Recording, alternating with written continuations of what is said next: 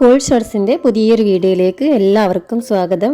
തമിഴ്നാട്ടിൽ നിന്നും വന്ന് നമ്മുടെ കേരളത്തിൽ വളരെ ഫേമസ് ആയിട്ടുള്ള ഒരു പലഹാരത്തിൻ്റെ റെസിപ്പി ആയിട്ടാണ് ഇന്നത്തെ വീഡിയോ. അപ്പോൾ ആരെങ്കിലും ഈ ഒരു ചാനൽ സബ്സ്ക്രൈബ് ചെയ്യാതെ കാണുന്നവരുണ്ടെങ്കിൽ പ്ലീസ് ഒന്ന് സബ്സ്ക്രൈബ് ചെയ്യുക, തൊട്ടടുത്തുള്ള ബെല്ലൈക്കൺ കൂടെ ഒന്ന് പ്രസ് ചെയ്യുക. അപ്പം അന്ന് ഞാൻ വന്നിട്ടുള്ളത് കൊഴുക്കട്ടയുടെ റെസിപ്പി ആയിട്ടാണ്. വളരെ ഹെൽത്തി ആയിട്ടുള്ള ഈ ഒരു പലഹാരം എങ്ങനെയാണ് തയ്യാറാക്കണം എന്നുള്ളത് നമുക്ക് വീഡിയോ കണ്ടു നോക്കാം. ആദ്യം നമുക്ക് കൊഴുക്കട്ടയ്ക്ക് വേണ്ടിയിട്ടുള്ള ആ ഒരു ഫില്ലിങ് റെഡിയാക്കാം. ഞാനിപ്പോൾ നോൺ സ്റ്റിക്കിൻ്റെ ഒരു പാന് സ്റ്റൗവിൽ വെച്ച് കൊടുത്തിട്ടുണ്ട്. ഇതിലേക്ക് ഏകദേശം 300 ഗ്രാമോളം ശർക്കര പൊടിച്ചത് ചേർത്ത് കൊടുക്കുകയാണ്. ഇതിന് നന്നായിട്ടൊന്ന് മെൽറ്റ് ചെയ്തെടുക്കണം. അപ്പോൾ ശർക്കര ഏകദേശം മെൽറ്റായി വന്നിട്ടുണ്ട്. ഇനി ഇതിലേക്ക് ഒരു തേങ്ങ ചിരവിയത് ചേർത്ത് കൊടുക്കുകയാണ്. ഇനി ഈ തേങ്ങയിൽ ശർക്കര നന്നായിട്ട് പിടിക്കുന്നത് വരെ മിക്സ് ചെയ്തെടുക്കുക. അപ്പോൾ ഇത് രണ്ടും കൂടി നന്നായിട്ട് മിക്സായി വന്നിട്ടുണ്ട്.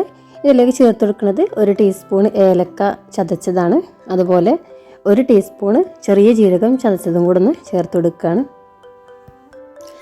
ഇത് ചേർത്ത് കൊടുത്താൽ നല്ലൊരു ഫ്ലേവർ തന്നെ നമ്മുടെ കൊഴുക്കട്ടയ്ക്ക് കിട്ടും. ചേർത്ത് കൊടുത്തതിന് ശേഷം നന്നായിട്ടൊന്ന് മിക്സ് ചെയ്തെടുക്കുക. ഇപ്പോൾ നമ്മുടെ ഫില്ലിങ് റെഡി ആയിട്ടുണ്ട്. ഇനി നമുക്ക് കൊഴുക്കട്ടയുടെ മാവ് തയ്യാറാക്കാം. ഞാനിപ്പോൾ 2 കപ്പോളം അരിപ്പൊടിയാണ് എടുത്തിട്ടുള്ളത്. സാധാ പത്തിരിക്കൊക്കെ ഉപയോഗിക്കുന്ന അരിപ്പൊടി തന്നെയാണ്. ഇനി ഞാൻ സ്റ്റൗവിൽ കുറച്ച് വെള്ളം തിളക്കാൻ വേണ്ടി വെച്ചിട്ടുണ്ട്. ഇതിലേക്ക് ആവശ്യമായിട്ടുള്ള ഉപ്പ് കൂടെ ഒന്ന് ചേർത്ത് കൊടുക്കുക. വെള്ളം നന്നായി തിളച്ചതിന് ശേഷം നമ്മൾ എടുത്ത് വെച്ചിട്ടുള്ള ആ ഒരു മാവിലേക്ക് കുറേശ്ശെ ഒഴിച്ച് കൊടുത്തിട്ട് ഒന്ന് കുഴച്ചെടുക്കണം. നമ്മൾ ഇടിയപ്പത്തിനൊക്കെ കുഴക്കുന്ന ആ രീതിക്ക് തന്നെ നല്ല സോഫ്റ്റാണ് വരുന്നത് കുഴച്ചെടുക്കണം.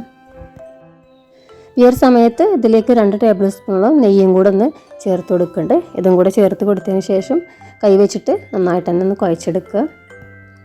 അപ്പോൾ നല്ല രീതിയിൽ നല്ല സോഫ്റ്റാണ് വരുന്നത് കുഴച്ചെടുക്കണം. എങ്കിലേ നമ്മുടെ കൊഴുക്കട്ടയും നല്ല പെർഫെക്റ്റ് ആയിട്ട് കിട്ടുള്ളൂ.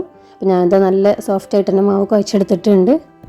ഇനി ഇതിൽ നിന്നും ചെറിയ ബോളുകളാക്കി എടുക്കണം. ഇതുപോലെ കുറച്ചെടുത്തിട്ട് നമ്മുടെ കൈയുടെ ഉൾഭാഗത്ത് വെച്ചിട്ട് നന്നായിട്ട് തന്നെ ഒന്ന് ഷേപ്പ് ചെയ്തെടുക്കുക. അപ്പോൾ അത് ഞാൻ ഈ രീതിയിൽ ചെയ്തെടുത്തിട്ടുണ്ട്. ബാക്കിയുള്ള എല്ലാ മാവും ഇതുപോലെ തന്നെ ബോൾസുകളാക്കിയിട്ടുണ്ട്. ഇനി നമ്മൾ ചെയ്യാൻ പോകുന്നത് ഇതിൽ നിന്നൊരു ബോളെടുത്ത് നമ്മൾ തയ്യാറാക്കി വെച്ചിട്ടുള്ള ആ ഒരു ഫില്ലിങ് വെച്ച് കൊടുക്കാൻ വേണ്ടിയിട്ട് ഇതിൻ്റെ നടുഭാഗത്ത് ഇതുപോലെ ഒന്ന് പ്രസ് ചെയ്തിട്ട് ഒരു കുഴി പോലെ ഉണ്ടാക്കിയെടുക്കുകയാണ്. ഇതിലായിട്ട് നമ്മൾ ഉണ്ടാക്കി വെച്ചിട്ടുള്ള ആ ഒരു ഫില്ലിങ് കുഴച്ചിട്ട് കൊടുക്കുക. എന്നിട്ട് കൈക്കൊണ്ട് ജസ്റ്റ് ഒന്ന് പ്രസ് ചെയ്ത് എടുക്കുക. ശേഷം ഇതൊന്ന് ക്ലോസ് ചെയ്തെടുക്കണം. അപ്പോൾ നമ്മൾ വെച്ച് കൊടുത്തിട്ടുള്ള ഫില്ലിങ് പുറത്ത് ഒട്ടും കാണാത്ത രീതിയിലായിരിക്കണം ക്ലോസ് ചെയ്തെടുക്കാൻ വേണ്ടിയിട്ട്. ക്ലോസ് ചെയ്തതിന് ശേഷം ഇത് കയ്യിൽ വെച്ചിട്ട് ചെറുതായിട്ട് ഒന്നുകൂടെ ഒന്ന് ഷേപ്പ് ചെയ്തെടുക്കണം. ഷേപ്പ് ചെയ്തെടുക്കുമ്പോൾ ഫില്ലിങ് പൊട്ടിപ്പോവാതെ പ്രത്യേകം നോക്കണം. അപ്പോൾ ആദ്യത്തെ കൊഴുക്കട്ട റെഡി ആയിട്ടുണ്ട്. ബാക്കിയുള്ളതും കൂടെ നമുക്കൊന്ന് ഇതുപോലെ ചെയ്തെടുക്കാം.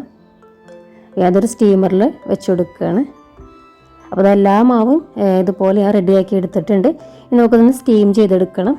ആവി നന്നായി വന്ന് തുടങ്ങിയതിന് ശേഷം മാത്രം സ്റ്റീമറിൽ വെച്ച് കൊടുക്കുക. എന്നിട്ട് ഏകദേശം ഒരു 10-15 മിനിറ്റ് കൊണ്ടൊക്കെ നമ്മുടെ കൊഴുക്കട്ട റെഡിയായി കിട്ടും.